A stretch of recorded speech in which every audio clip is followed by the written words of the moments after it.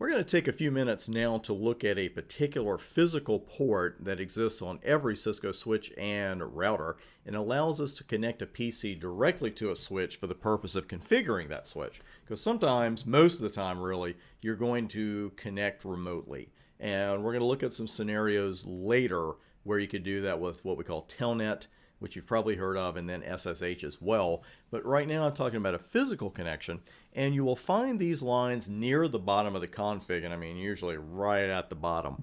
And let me just show it to you live, and then we'll come back to the board. And this is a config period, the entire thing, the running config on one of our routers. And some commands, hostname you've seen, but that's about it. We're going to be looking at those services later on. And then as you go down, you'll see some information about the interfaces on the device, and not much there because we haven't configured much on here yet. But down here at the bottom, some important stuff. This is what we're looking at right now, line con 0 and a couple of commands that are not default commands, but they're very helpful lab commands. I'm going to fill you in on what they both do in just a moment. These are the lines that have to do with remote connections, and we will be looking at those in another section. Right now I want to stick with this physical connection that we're talking about. Exec timeout with a couple of zeros behind it and logging synchronous. But what's that line con 0 all about to begin with? Well, that refers to the connection to the console port.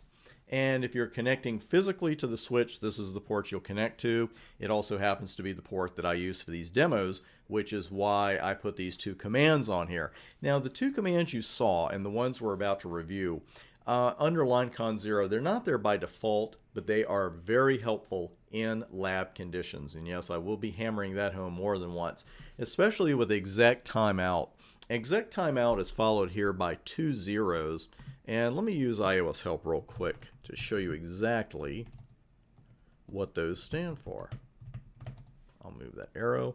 The first one is timeout in minutes, and the next one is timeout in seconds, which is not required, but usually you just go ahead and put 00 in there, because what you're doing there is disabling the timeout. And you might say, well, timeout from what? Well, what happens here is that the console port will kick you out. It'll disconnect you after 5 minutes of inactivity. And in a home lab environment, that can get a little annoying as you take breaks or you're off from a device. And let's say you've been practicing passwords and you have a password on your physical connection as well. And then not only do you have to re-enter, but you got to re-enter a password, etc. It just gets a little annoying. Not the worst thing in the world, but setting this to 0 minutes and 0 seconds disables the feature. So you don't have to worry about timeouts, because when I'm using live equipment here in my courses, I would not want to say, oh, wait a minute, I got to log back in again and this password, etc., etc. So that's why I use it here.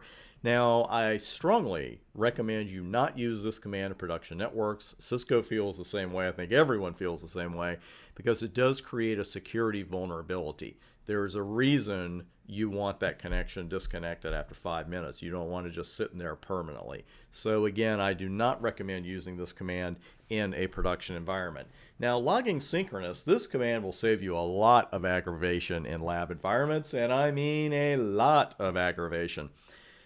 By default, when the console wants to tell you something, whether, it's one of the system messages we see, it just tells you anything. If it has anything to say, it wants to tell you right now, because you got to know right now.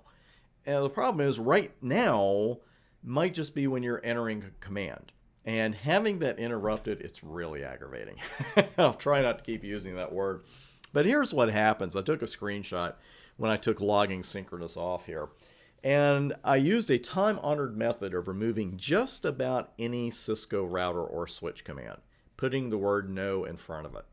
Once in a while, you'll find a command where negating it just by putting no in front of it doesn't work, but it almost always does. It's a great habit to get into. Now, what happened is, I went back to the prompt and I started typing. And by the time I put now I am, and then wham, here's the system message, and then going to type something actually appeared at the end of configured from console by console. And not only does that get aggravating, but it can actually negate the command that you're writing.